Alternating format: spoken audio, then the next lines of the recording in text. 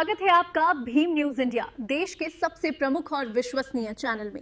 आप देख रहे हैं भीम न्यूज इंडिया। नमस्कार, मैं आपके साथ हूं। आइए जानते हैं आज की ताजा अपडेट्स। देश और दुनिया में क्या चल रहा है उसकी पूरी जानकारी लेकर हाजिर हैं। सबसे पहले बात करते हैं आज के मुख्य समाचार की। मेरठ में दलित लड़की की बलात्कार कर हत्या किए जाने के लिए चंद्रशेखर रावण ने विरोध में एक बड़ी जनसभा को संबोधित किया। साथ ही उन्होंने उत्तर प्रदेश में एक दलित लड़की ललिता हत्याकांड इस समय सुर्खियों में बना हुआ है। बताते चले कि इस दलित लड़की की हत्या हुई और आरोप है कि ये इस लड़की ललिता गौतम को सामूहिक बलात्कार कर इसकी हत्या की गई। घटना 15 मई 2026 को मेरठ के टीपी नगर क्षेत्र से लापता हुई इस बालिका की है, जो कि 16-17 मई को रोहट के गन्ना क्षेत्र, जो गन्ने के खेत है, उसमें ये बालिका का मृत शरीर पाया गया।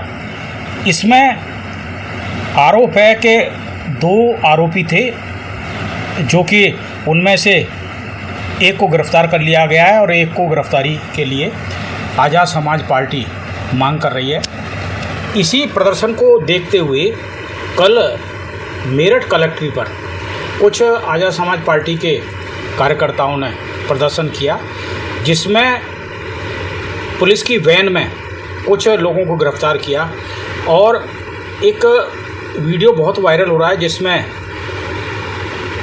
Avinash Pandey SSP Meerut police van में अंदर जाकर एक गिरफ्तार व्यक्ति को थप्पड़ मार रहे हैं और ये वीडियो बड़ा तेज़ी से वायरल हो रहा है। लोगों का कहना है कि एसएसपी को थप्पड़ मारने का कोई अधिकार नहीं है। यदि उनने अपराध किया है किसी ने, तो उसको कानून सम्मत कार्रवाई होनी चाहिए। इस घटनाक्रम को लेकर उत्तर प्रदेश के रिटायर आईपीएस हैं श्रीमान प्रेम प्रकाश, जो कि 1993 बैच के आईपीएस हैं और अपर पुलिस महानिदेशक additional director general of police से रिटायर हुए हैं। इनने एक प्रेस कॉन्फ्रेंस कर इस मामले में क्या कुछ कहा, देखिए एक रिपोर्ट विनय कुमार सिंघल के साथ।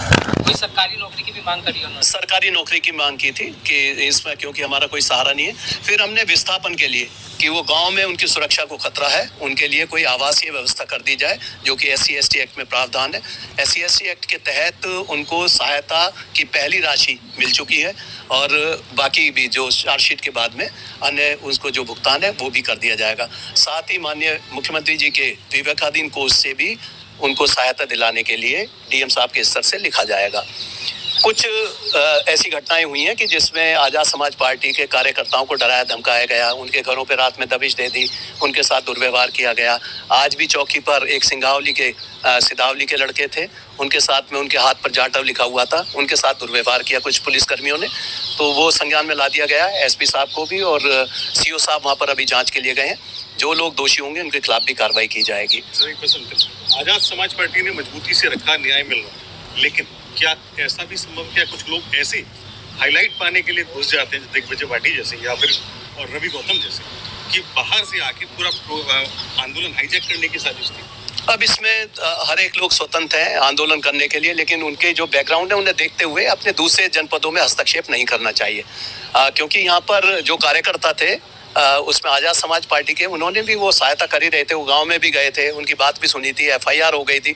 अब उसको अनावश्यक जाम लगा देना, जिसपे सबसे ज़्यादा आपत्ति व्यक्त की गई DM SSP साहब द्वारा, प्रशासन के द्वारा आपत्ति की गई कि 4 घंटे से कलेक्ट्रेट के सामने जाम लगा दिया और कोई लीडर नहीं था जिससे बात करते बार बार वो अपनी बात से पलट जाते। तो ये एक ऐसी स्थिति बन गई, लीडरलेस जब हो गए, इसलिए वार्तालाप नहीं हो पाया, संवाद नहीं हो पाया। तो ये बातें बताई गई, ये वास्तव में ये सोचने योग्य है कि हमें किसी का रास्ता नहीं बंद करना चाहिए, प्रशासन का कार्य अवरुद्ध नहीं होना चाहिए। तो उसके लिए समझाया जाएगा बाकी लोगों को। कई अलग अलग पार्टी के लोग इस बात को तूल दे रहे हैं, क्या कहना चाहिए? इसमें देखिए बहुत से लोगों ने सोशल मीडिया पर, कोई कहता है जातिगत आधार पर विद्वेष फैलाया जा रहा है या कोई इस तरह के इसमें कोई फ़ायदा उठाना चाह रहा है। तो हमारा जो मकसद है, पार्टी का भी उद्देश्य है, आज माननीय सांसद चंद्रशेखर आज़ाद जी जो है उनका भी कहना कि कोई जिस भी जाति का उत्पीड़न होगा, चाहे वो किसी भी जाति का हो, और उत्पीड़न करने वाला किसी भी जाति का हो, उस पर कार्रवाई होनी चाहिए। और गरीब आदमी का या जो दलित है जिसके साथ उत्पीड़न हो रहा है उसकी सुरक्षा होनी चाहिए। इसके लिए प्रशासन भी प्रतिबद्ध है और हम भी, अगर कहीं भी लगता है कि उत्पीड़न हो रहा है तो जब भी जरूरत होगी तो सड़कों पर भी अगर आने की जरूरत पड़ेगी तो वो भी आएंगे। तो सुरक्षा के लिए शस्त्र लाइसेंस की भी मांग की गई है। 2 शस्त्र लाइसेंस के लिए पहले ही उन्होंने डीएम साहब ने नोट कर लिया है, उनके जो है शस्त्र बनवाए जाएंगे उनके परिवार के। कुछ जो ऐसे लोग हैं जो वहाँ गांव में जाकर विद्वेष फैलाने की कोशिश कर रहे हैं, ऐसे लोगों को रोका जाएगा, उनकी चेकिंग की जाएगी।